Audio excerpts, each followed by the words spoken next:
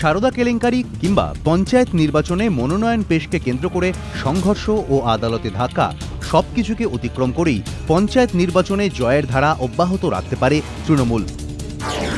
ABP আনন্দ নিয়েলসন যৌথ জনমত সমীক্ষায় এমনটাই ইঙ্গিত। এবিপি আনন্দ নিয়েলসন জনমত সমীক্ষা অনুযায়ী পূর্ব মেদিনীপুর, বাঁকুড়া, বর্ধমান, হাওড়া, হুগলি, নদিয়া, দক্ষিণ 24 পরগনা, বীরভূম, দক্ষিণ দিনাজপুর জেলা পরিষদে নিরঙ্কুশ সংখ্যাগরিষ্ঠতা পেতে পারে তৃণমূল। এর সঙ্গে সমীক্ষা অনুযায়ী পশ্চিম মেদিনীপুর, পুরুলিয়া ও উত্তর 24 পরগনা এই 3টি জেলা পরিষদে সংখ্যাগরিষ্ঠতা থেকে দূরে থাকলেও এগিয়ে তৃণমূল। 2008-এর পঞ্চায়েত নির্বাচনের ফলের নিরিখে এবার ফল অত্যন্ত খারাপ হতে পারে বামেদের। এবিপি আনন্দ নিয়েলসন যৌথ জনমত সমীক্ষায় এমনই ইঙ্গিত মিলেছে। পঞ্চায়েত ভোটের প্রচারে বেরিয়ে একাধিকবার সংবাদ মাধ্যমকে আক্রমণ করেছেন মমতা বন্দ্যোপাধ্যায়। খুনের ষড়যন্ত্র করা হচ্ছে এই অভিযোগেও সরব হয়েছেন। গাইঘাটার জনসভা থেকে তিনি দাবি করেন সিপিএম, মাওবাদী ও কংগ্রেস একজোট হয়ে তাঁকে হত্যার চক্রান্ত করছে। সঙ্গে রয়েছে এবিপি। তৃণমূল নেত্রীর পর এবার তৃণমূল মহাসচিবের আক্রমণের মুখে সংবাদ মাধ্যম। শুক্রবার ফের এবিপি আনন্দকে নিশানা করেন পার্থ চট্টোপাধ্যায়। পার্থ চট্টোপাধ্যায়ের এই মন্তব্যের পর তাঁর সমালোচনায় সরব বিরোধীরা। শুক্রবার খাদ্য সুরক্ষা বিলে সই করলেন রাষ্ট্রপতি প্রণব মুখোপাধ্যায়। খাদ্য সুরক্ষা অর্ডিন্যান্স জারি হলে দেশের 2/3 মানুষ 1 টাকা থেকে 3 টাকা কিলো দরে প্রতি মাসে 5 কেজি খাদ্যশস্য পাবে, যার জন্য কেন্দ্রের কোষাগার থেকে প্রায় 1,25,000 কোটি টাকা খরচ হবে।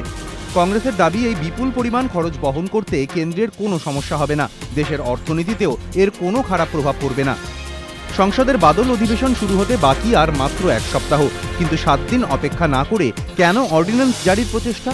প্রধান বিরোধী দল বিজেপির অভিযোগ, পুরো বিষয়টাই রাজনৈতিক ও ভোটের চমক। বামেদের অভিযোগ, বিলে প্রচুর ত্রুটি বিচ্যুতি থাকাতেই সংসদে আলোচনা এড়িয়ে যাওয়া হচ্ছে। বাম বিজেপির মতোই এই প্রশ্নে কংগ্রেসের অস্বস্তি বাড়িয়েছে সমাজবাদী পার্টিও। প্রতিবাদ থেকে প্রলয় আসতে পারে, অপরাধের অন্ধকার থেকে মুক্তি দিতে পারে আলো, গড়ে দিতে পারে শঙ্কাহীন নতুন ভবিষ্যৎ, বিশ্বাসী ছিলেন বরুণ বিশ্বাস। কিন্তু এই বিশ্বাস থেকে শুটিয়া গণধর্ষণ কাণ্ডের প্রতিবাদে যে লড়াইটা শুরু করেছিলেন তা শেষ করতে পারেননি। দুষ্কৃতীদের গুলিতে গোবরডাঙ্গা রেল স্টেশনের কাছে মৃত্যু হয় বছর 38-এর এই প্রতিবাদী যুবকের। তবে তার লড়াইয়ের কাহিনী থেমে থাকেনি, আর সেই কাহিনী এবার সেলুলয়েডে।